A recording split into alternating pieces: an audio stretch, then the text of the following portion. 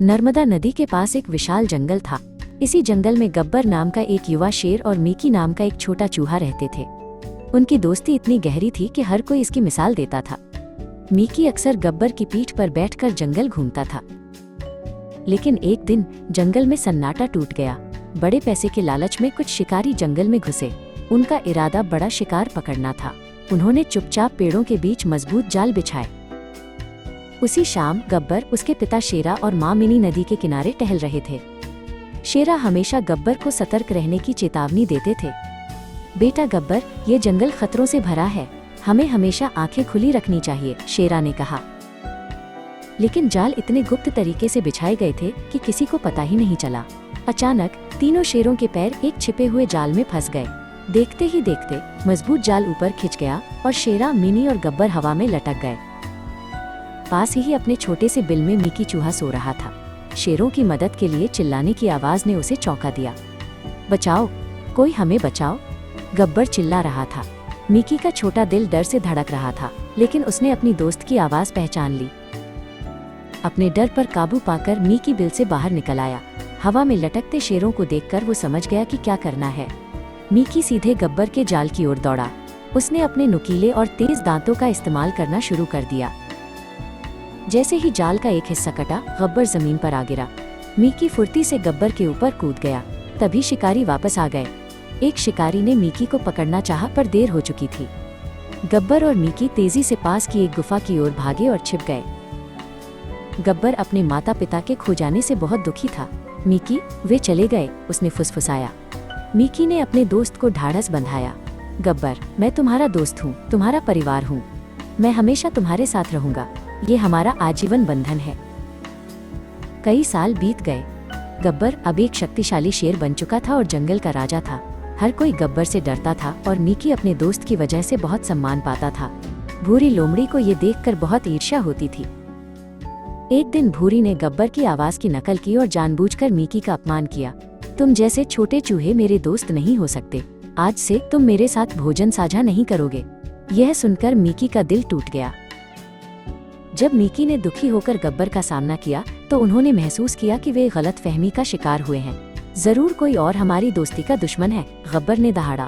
तभी उन्हें झाड़ियों के पीछे से एक फुसफुसाहट सुनाई दी। गब्बर और मीकी ने भूरी लोमड़ी को घेर लिया। भूरी ने अपनी ईर्ष्या स्वीकार की और तुरंत माफी मांगी। गब्बर और मीकी ने उसे माफ कर दिया, लेकिन उसे चेतावनी दी कि वो फिर कभी उनकी जिंदगी में दखल न दे। उस दिन के बाद गब्बर और मीकी की दोस्ती पहले से भी मजबूत हो गई और वे जंगल के सभी जानवरों के साथ खुशी खुशी रहने लगे। जंगल में सब कुछ शांतिपूर्ण था।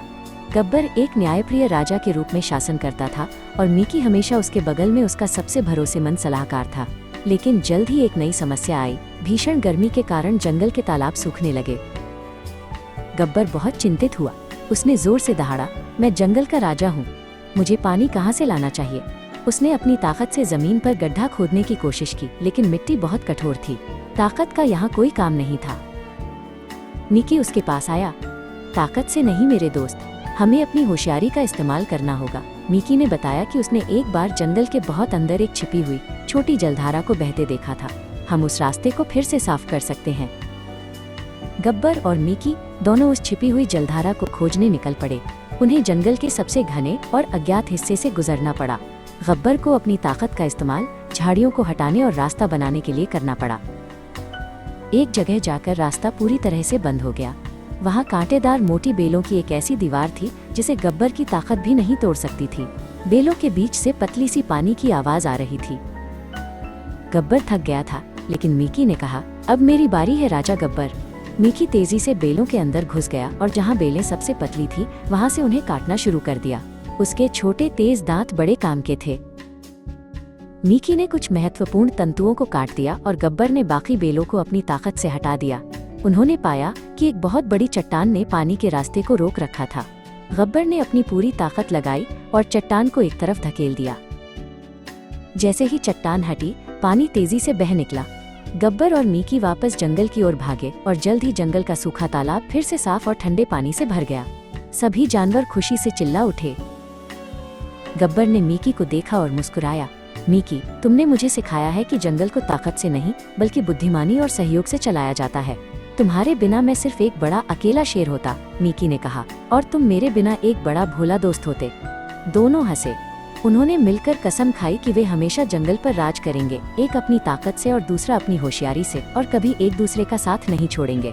जंगल में होशियार चूहे और शेर की दोस्ती की कहानी हमेशा सुनाई जाती रहेगी। अगर आपको ये कहानी पसंद आई तो मेरे चैनल स्टोरी बुक सेंट्रल को लाइक, शेयर और सब्सक्राइब करें।